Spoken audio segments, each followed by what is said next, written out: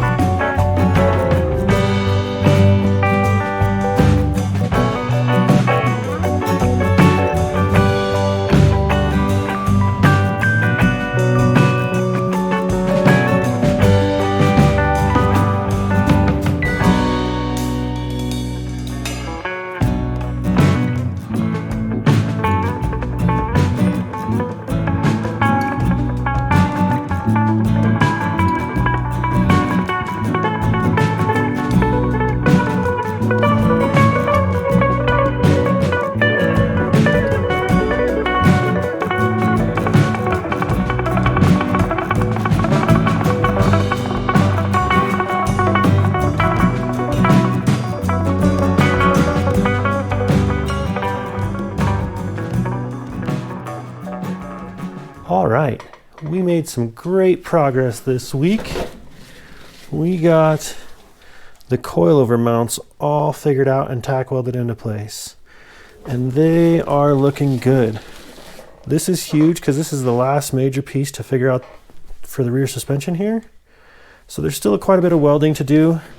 These plates for the lower mount are just tack welded in, and the top bar here is just tack welded together as well. It's not welded to the frame yet, it is still just clamped in so that I can remove it and fully weld it outside the car and then put it back in.